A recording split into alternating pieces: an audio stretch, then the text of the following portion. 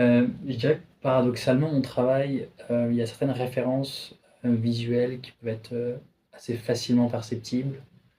Beaucoup l'univers du jeu vidéo, très années 80-90, avec des jeux comme Doom qui ont vraiment marqué, l'histoire, du jeu vidéo, ou même la bande dessinée, tout l'univers de science-fiction, de Métal Hurlant, Druyer, Mobius. Mais ça, je pense que c'est des inspirations qui sont, j'ai presque envie de dire, en surface. C'est ce qu'on perçoit principalement. Et parfois, j'ai remarqué qu'aussi certaines personnes s'arrêtent beaucoup à ces références-là sans percevoir. En fait, moi, j'ai d'autres références qui sont beaucoup plus littéraires. Des auteurs comme, je sais pas moi, Faulkner, par exemple. J'aime beaucoup des auteurs qui arrivent à mettre en avant une sorte de chaos inhérent à l'humain, un chaos où en fait on se rend compte que l'humain est seul avec sa conscience, qu'il y a quelque chose de bouillonnant en chacun de nous, et aussi une littérature parfois un peu grotesque,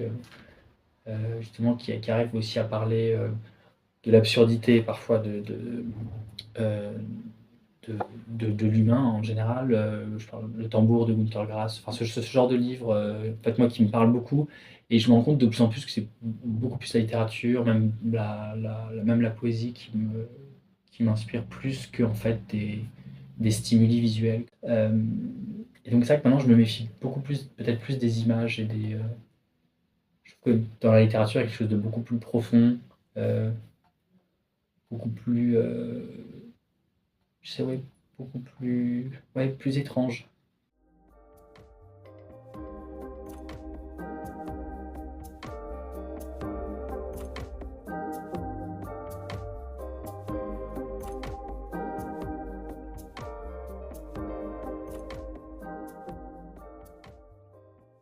Je me rends compte maintenant, le fait quand les gens emploient ce terme post-apocalyptique, il est tellement galvaudé et chargé de représentations qui sont extrêmement fortes dans la culture populaire.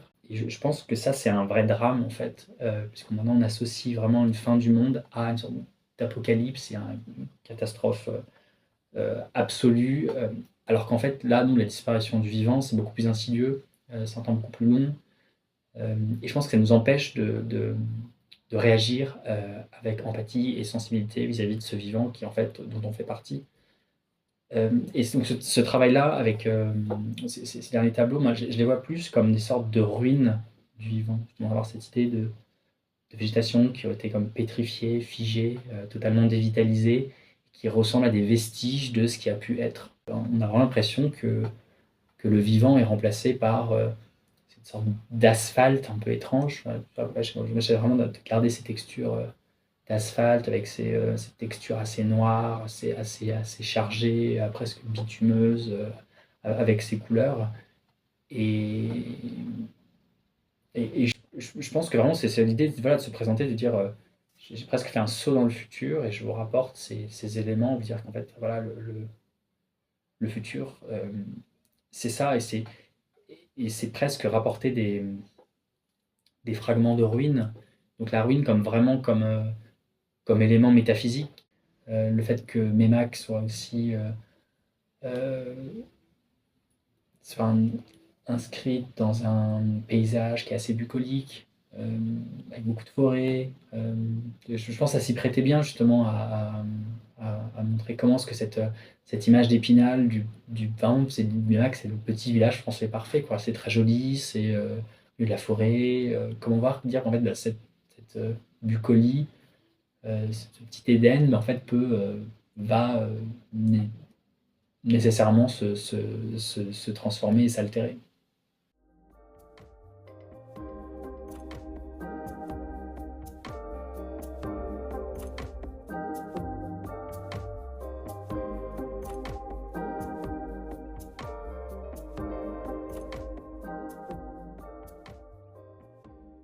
C'est Victor Rambaud qui est chercheur en IA, qui spontanément m'a dit c'est qu'avec l'IA, puisqu'il y a quand même maintenant une effervescence de ces IA qui arrivent, il y a un bouillonnement, c'est une nouvelle technologie, donc quand même commence à être très employé.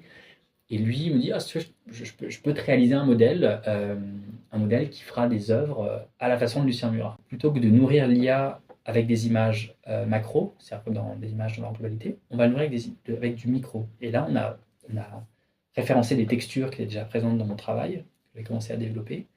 On a créé tout un lexique. Ce lexique, on a entraîné un modèle avec. Et ensuite, on peut lui demander de faire des variations à partir d'une image donnée. Donc, là, j'ai pris des images de nature on a mis dans le modèle.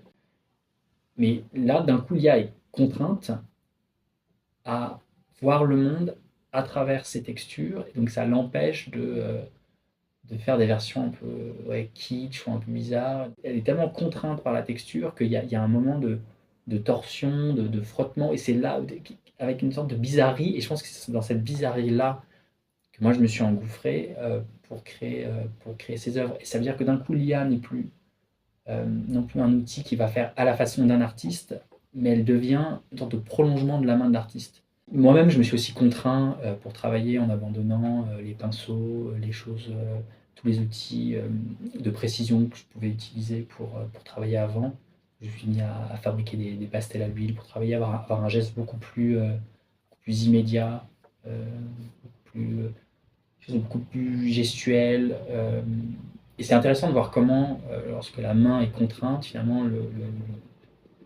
l'esprit suit derrière. Enfin, il y a un truc dingue, ça change totalement ma perception, moi aussi, en tant qu'artiste, de ma façon de créer.